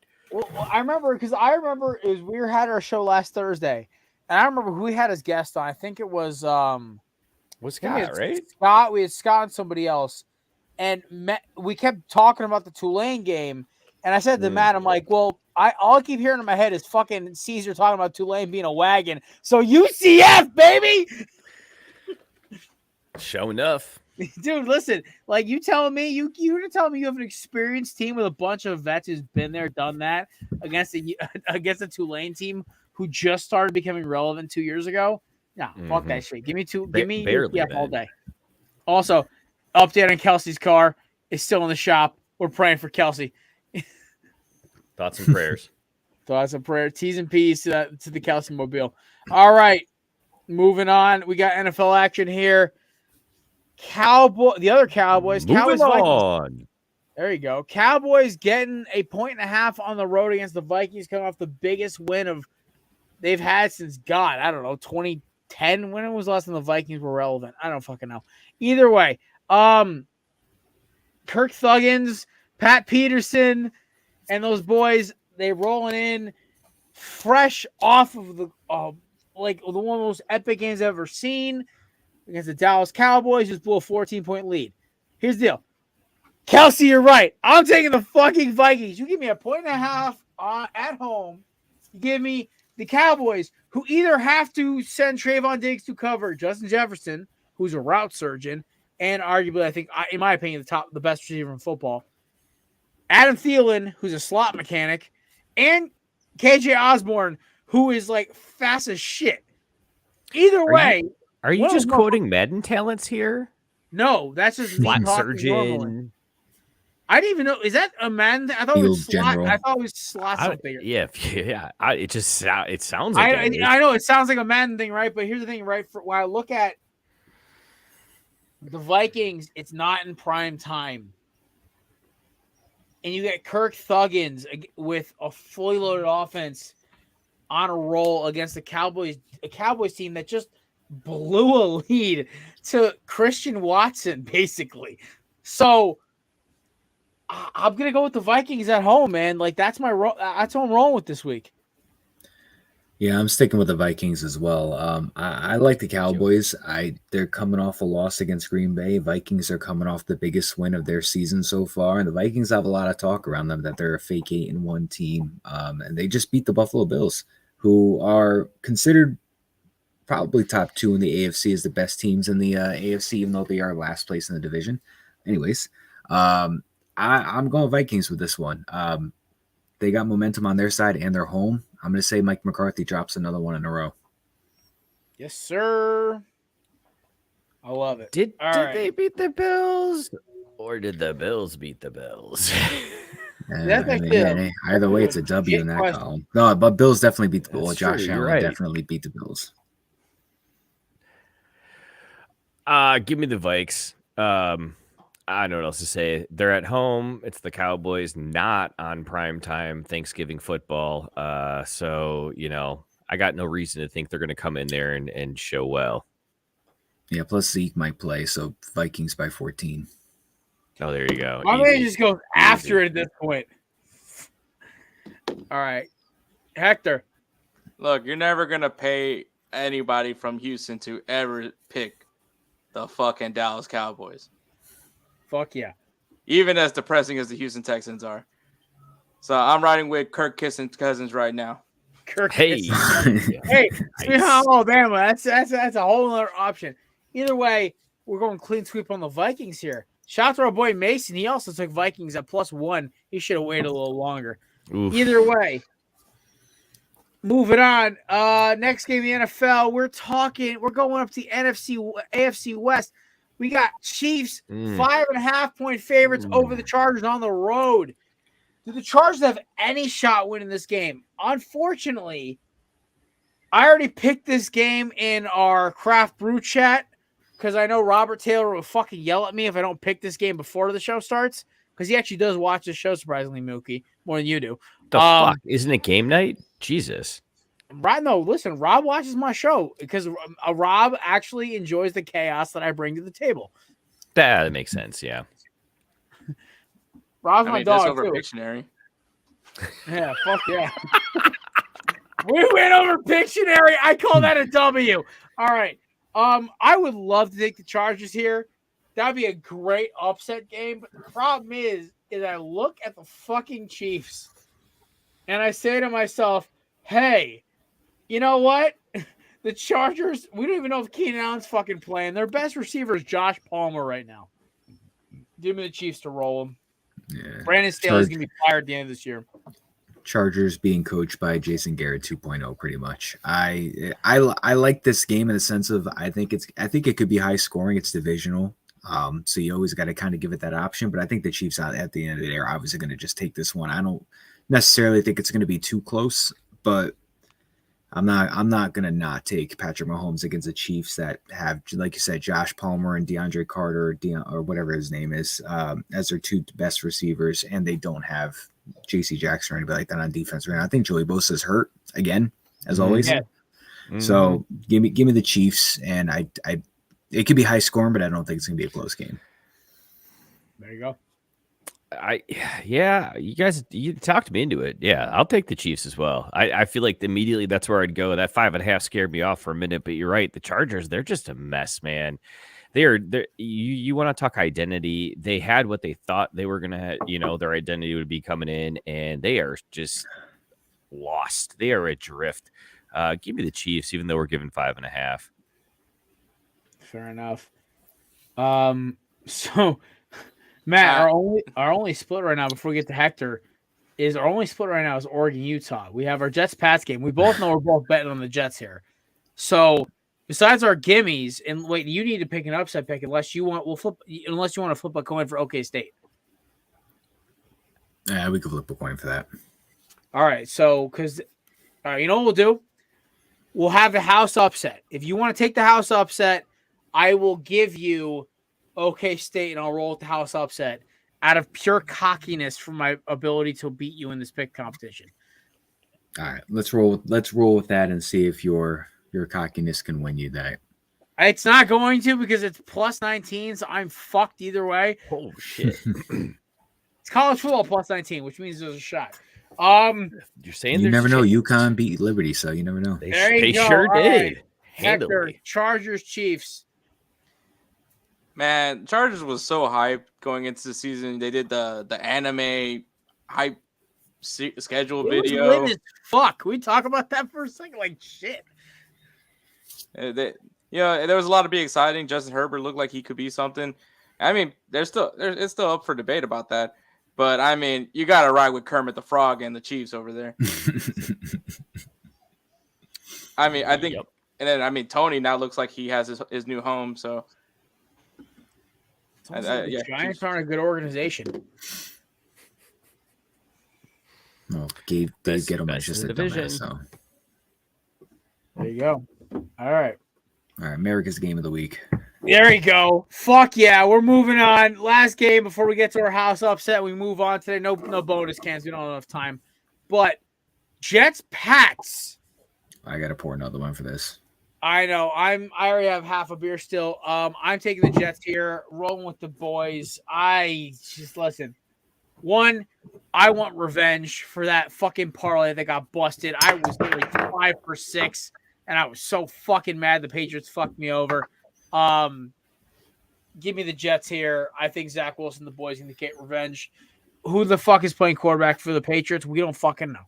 So, I want you all to know I'm making this pick out of 100% biased. So I am taking the Jets, as I am a Jets fan. You don't say. Yeah, Zach Wilson. I'm 50-50 on him still. I don't know if I'm getting. I don't know what I want. I don't know what I'm going to see out of him. I think I'd rather see him throw for 150 something yards and then have a clean game rather than him throw for 350 and have like 3 turnovers like the last time they played them. My thing is that Bill Belichick is going to change the game up, and he's going to do probably a completely different gameplay as he did a couple weeks ago. And I'm hoping that the Jets aren't the same old Jets and just fall into the trap of preparing for how they played 3 weeks ago and then just getting a whole different ball game kind of thing, because that's what Bill does, and he doesn't take us seriously. And I just want Robert Saleh to be the next Rex Ryan and just have that grit and tenacity in him and just to shove it down his throat. Big Bob Saleh. I love it. But the main reason why I am picking the Jets, besides being biased with this pick, is this is a must-win for the team. This is a win and you are in first place in that division. This is a lose and you're in last place in that division. And I want nothing more than, even if it's just for 1 week, for the Jets just to be in first place. I don't think I've honestly ever seen that in any time that I can think of that I was conscious enough to remember football, that they were in first place. So I'm taking the Jets, and I will be praying very hard for the next couple of days that they can squeak out a victory.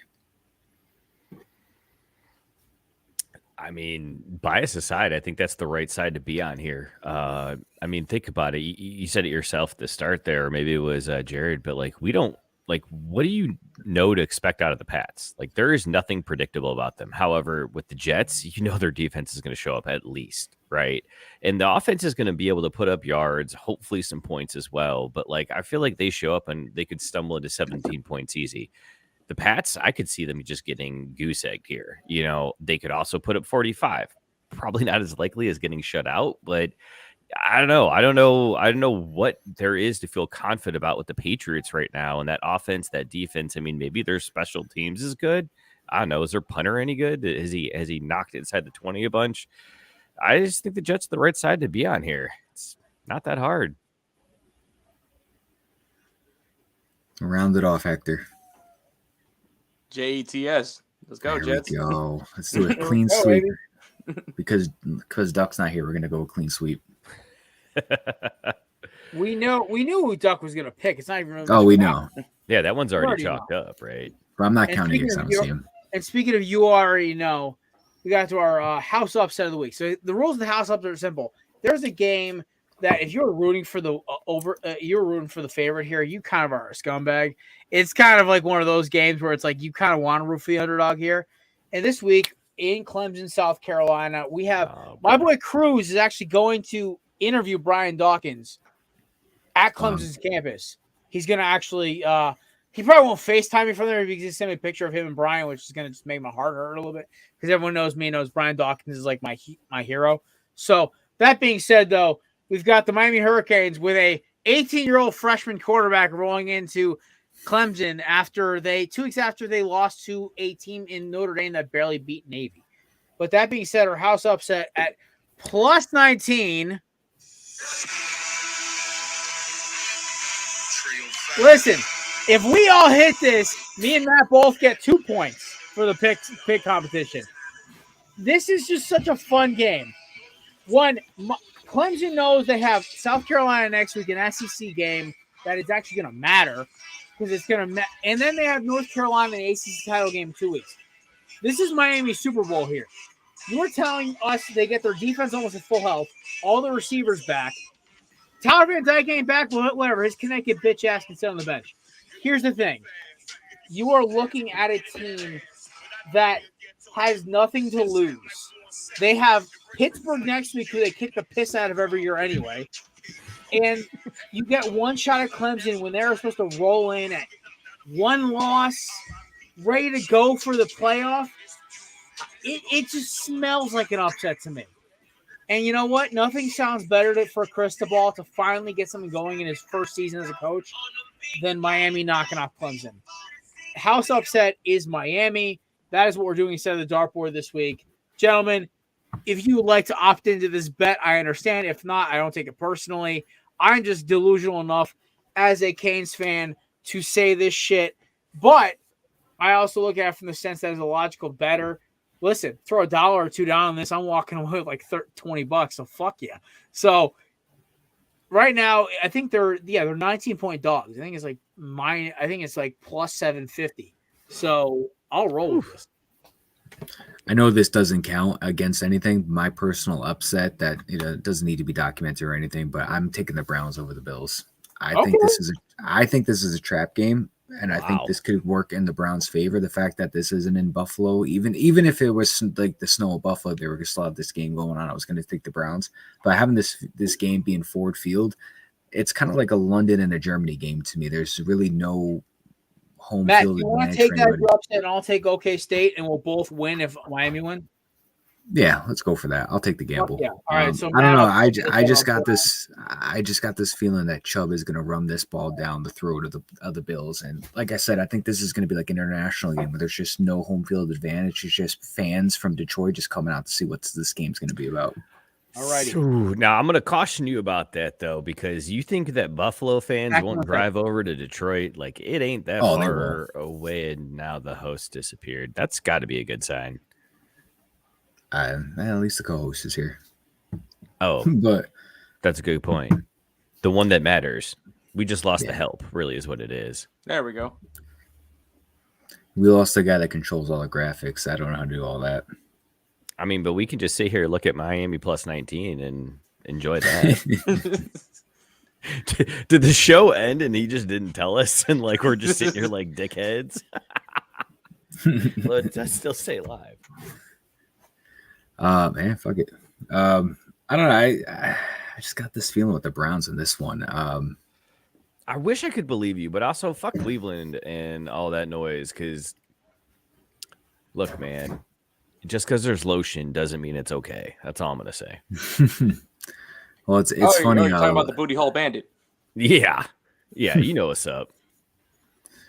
It is interesting how they gave him the number of an 11-game suspension, knowing that once he comes back, it's going to be against the Houston Texans. So I don't know. I've just never heard of a quarterback. I've never heard of a player in general just getting 11 games as a suspension. Right, and that's a weird number. Shoot, this way we don't even know if he's going to be able to play. I was going to say, yeah. I don't know. I mean, like I feel like the odds are not in the favor of anybody that takes any time off. Like you've seen like Aaron, Le'Veon Bell and Melvin Gordon take those years off and they come back and they look like absolute shit. And like Deshaun Watson took the year off and now he's pretty much going on almost 2 years coming off. So and he didn't look in the preseason. Quote unquote, took the year off. That was a little bit different year off than the other guys, but I see what you're saying. I feel you. He even brought his own towel. So honestly, if you're Cleveland, do you play Deshaun when he comes back? Or do you just say, you know what, fuck it, let's not risk losing our investment because they're still on the hook for another 4 years and like $8 billion. All right, Zach, sorry about that. Oh, he figured it out. No, basically what happened was I drank 4 of these giant Nalgene bottles of water today and 4 beers, and I could not hold it, so I had to run. Why didn't you just bring us with you, dude? Come on, man. Why are you leaving us out of the fun? Mookie, it's not you who I'm worried about. It's our one viewer we still have. Listen, we've never made it this far in the show, past 7 minutes past our expiration date or expiration time, and we still kept 3 viewers. For all you still watching, I appreciate it. We actually had 15 people watching at one point today. I think that's pretty awesome. I'm actually pretty proud of our viewers. So shout out to anybody who watched because of Hector, watched because of Mookie, watched because of me and Matt. We appreciate y'all, obviously. What are y'all talking about? We were talking about the booty hole bandit, Deshaun Watson. Oh, you. Yes, you. Mm-hmm. Well, you said booty hole bandit, so you were still correct. You just, when you said Deshaun Watson and specified, then we knew we weren't also talking about Jared. Well, here's the thing. With Deshaun Watson, okay, we got what? We got 2 weeks left till he plays. 1 week and a half left. Basically, he's missing this week and next week. Something like that, I think. Yeah, it's week 13. I know it's the week after I go to Green Bay, Philadelphia, which I'm so excited for. Holy fuck! I just bought my hotel yesterday. I'm excited as shit. I get to spend a whole weekend in Philadelphia and then go see a Sunday football game and not have to work the next day. Fuck yeah. That'll go well. I had so much PTO left over. Are you kidding me? I was like, I gotta burn it. Mookie, I work in a masonry yard. Basically, it's dead as fuck from October 31st through March. So see, but like all the other reason to never take PTO. Why take paid time off when you're not working at work anyways, I'm right? bored as fuck, dude. I watched like a half. I watched okay. from November 1st through about today. I think no, October 15th through today. I watched watched my third run through of Game of Thrones. Oh wow. Yeah. Jesus. Dude, I need to hook you up with my media server. I got all kinds of shit for you to watch, and none of it's porn. I'm impressed and astonished. All right, gentlemen, we are about. Is there at least some porn in there, or like well, how much? Hector, will for you, of course. Well, there would have been, but Jared blocked them. Oh. Okay, I'm not a fucking Boy Scout. I'm not fucking Jason from PSA. Okay, I'll say this. All right, Mookie, I'm excited to see what you saw on your server. John, we are coming to the end of our show today, obviously. So anything you want to plug before we start talking about your shows you guys are on, where we can find you on Twitter, Instagram, and etc. Anything else you want to talk about today? Ryan Tannehill, 4 for 5, 68 yards and a touchdown, 7-0 for Tennessee. Who do you throw it to? Damian Hillard. Fuck. That's unfortunate. It is unfortunate. I need a anytime TD from Derrick Henry. Yeah, I need to. I need one from Derrick Henry and Christian Watson. All right. Hector, where can we find you at? Where can the folks at home find you? Where can they follow your content? I mean, my personal account is at Nino Flores on Twitter, Instagram, and Twitter at insert name FC. You can find us on Spotify, all that good stuff for podcasting. New episode is dropping Friday, tomorrow. We're gonna talk, kind of do a little recap of all the big leagues, see where everybody's at right now. I'm surprised as an Arsenal fan that they're first place. Yeah, you're a Gooner. Yeah, my man, we should talk.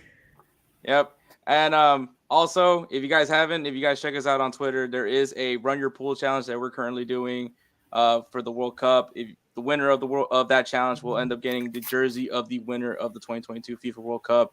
So it's free to enter, not difficult. As it comes to a double XL bet, I'm in. Yeah, buy it on the spot. But yeah, so that's pretty straightforward. That's all I got, man. But yeah, nonstop soccer action over on it at It's Her Name FC. There we go. All right, Mook, where can we find your beautiful ass? Oh, every Tuesday night at 8 o'clock Eastern, 7 o'clock Central. Texas is in Central Time, just for all of you out there who weren't aware.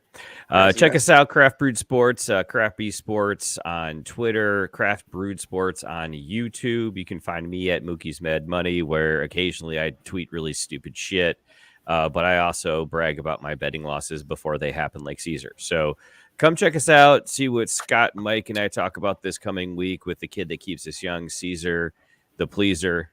Oh, that's good. There we go. That. Roll with that one. Wait, yeah, someone mark that one down for later. Is Scott not going on this week? What's that? Oh, no, Scott. Yeah, Scott. Yeah, Scott's always here. Well, I was going to say, do you need me to fill in for Scott again? Look, I know what you're offering, but like, where's he going to go? I don't know. Listen, I offer to come on the show all the time. It's just about Mike's ready to take on my chaos or not. Oh, I don't. I'm just look, man. I'm talent. I'm just talent. I don't deal with any of the logistics behind the scenes stuff. I'm talent. So don't ask me questions. There you go. I mean, listen. There's also one thing we should plug from your show because it's very important. If you guys don't know, a friend of the show who actually follows our show now, and who is almost to the other end of the freaking country. This man started in what, Mookie? Delaware, and he's in California right now? Yes, sir. And he's 5 days away from finishing, I think. Fuck yes. And this dude's doing it for an amazing cause. And if you don't know who this man is, Joe Hall is one of the funniest motherfuckers I've ever met in my life. He's also an awesome dude. I've met this dude twice now over, obviously, through shows of Mike's. And every time he talks, I just fucking start dying laughing. And he's doing this for an amazing cause. It's for obviously for suicide prevention. And if you want to go support him, and I spelled it right this time, thank God. allacrossthecountry.com is the website you can go to support Joe as he's in his home stretch. He should be on the coast by Tuesday. We're praying he does. Ran into a little snow over in Tahoe area, but he's doing okay so far of what we know. And listen, Joe is the best dude ever, and we love him to death. But HolocaustCountry.com is the website. Go check him out. Go buy it. You get a badass wristband like this. And unlike Scott and Caesar, I bought my shit within 5 minutes of beating the man. So there you go. That's right. Buy a t-shirt. Yeah, support. There you go. All right, I gotta go fucking help work a meeting right now, so that's my life. But Hector, Mookie, and to Duckman, thank you all for coming on. Hope you guys come on more frequently, obviously, and of course to my right-hand man, my sidekick, the person who keeps me fucking sane, Matt. Love you, buddy. Thank you so much for coming on. If you haven't checked it out, Matt is the king of TikTok right now. We just got a TikTok that got about 515 views so far. On the yeah, not what I wanted, but I'll take the 200 My likes. man's averaging over 300 views of TikTok, and he's saying, yeah, that's not what I wanted. Like, bro, we're on the right track. That's consistency, baby. I'll take 10 straight fucking TikToks at 515 to 700 over one that gets 10K, but then the next one gets 4. So listen, consistency is key, baby. Matt's been a superstar. I keep telling everyone I'm going to fucking start posting it. But, you know, I just got to get about it. I got to get better TikTok, obviously. I don't want to post bad shit. But we are rolling out of here because I got to go help with a meeting. You know, management at Belly Up shit that I've got to actually do. So, that being said, ladies and gentlemen, we hope you have a great weekend. Enjoy the football game tonight.